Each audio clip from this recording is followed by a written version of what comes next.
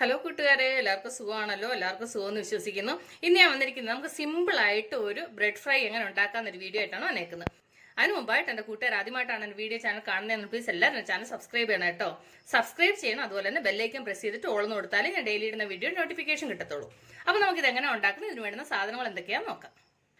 അതിന് വേണ്ടി ഒരു 4 സ്ലൈസ് ബ്രെഡ് എടുത്തു. ഇനി ഇതിന്റെ 4 സൈഡ് ഇതുപോലെ കട്ട് ചെയ്ത് കളയാം. നിങ്ങൾ ഈ സൈഡ് കട്ട് ചെയ്യുന്ന ഈ പീസസ് ഉണ്ടല്ലോ, നിങ്ങൾക്ക് ബ്രെഡ് ക്രംസ് ഉണ്ടാക്കാൻ നല്ലതാണ് കേട്ടോ. അത് വേസ്റ്റ് ചെയ്യണ്ട. എന്നിട്ട് ഇത് 3 പീസായിട്ട് ഇതുപോലെ കട്ട് ചെയ്തിട്ട്, അപ്പോൾ ഞാൻ ബാക്കിയുള്ളത് ഇതുപോലെ കട്ട് ചെയ്തെടുക്കട്ടെ. അപ്പോൾ എല്ലാം ഇതുപോലെ കട്ട് ചെയ്തെടുത്തു. ഇനി നമുക്കിത് ഫ്രൈ ചെയ്യണം. അതിന് വേണ്ടിയിട്ട് ഞാൻ സ്റ്റവ് കത്തിച്ച് പാൻ അടുപ്പ് വെക്കട്ടെ. അപ്പം പാൻ നന്നായി ചൂടായി ഇതിലേക്ക് നമുക്കൊരു 2 ടേബിൾ സ്പൂണോളം ബട്ടർ ഇട്ട് കൊടുക്കാം. ഇനി ബട്ടർ നന്നായിട്ടൊന്ന് മെൽറ്റ് ആവട്ടെ. ബട്ടർ നന്നായിട്ട് മെൽറ്റായി ഇതിലേക്ക് 1 ടേബിൾ സ്പൂൺ വെളുത്തുള്ളി ചെറുതായിട്ട് അരിഞ്ഞത്, അതിൻ്റെ കൂടെ തന്നെ കുറച്ച് കറിവേപ്പിലയും കൂടെ ഇട്ട് കൊടുക്കാം. ഇനി ഇത് നന്നായിട്ടൊന്ന് ഫ്രൈ ആവും. അപ്പോൾ വെളുത്തുള്ളി നന്നായിട്ട് ഫ്രൈ ആയിട്ടുണ്ട്. ഇനി നമുക്കിതിലേക്ക് കട്ട് ചെയ്ത് വെച്ചിരുന്ന ബ്രെഡ് ഉണ്ടല്ലോ, അത് ഓരോന്ന് ഇതിലേക്ക് ഇട്ട് കൊടുക്കാം.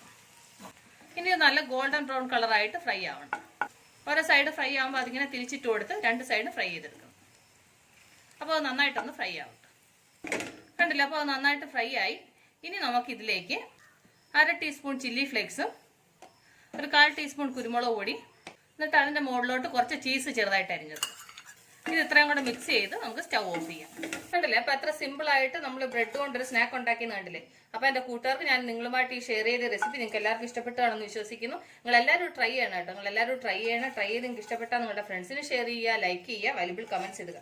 അപ്പോൾ നാളെ നമ്മൾ രുചികരമായ പുതിയ വീഡിയോയും പുതിയ റെസിപ്പിയുമായിട്ട് നാളെ നമ്മൾ വീണ്ടും കാണും വരെ ബൈ.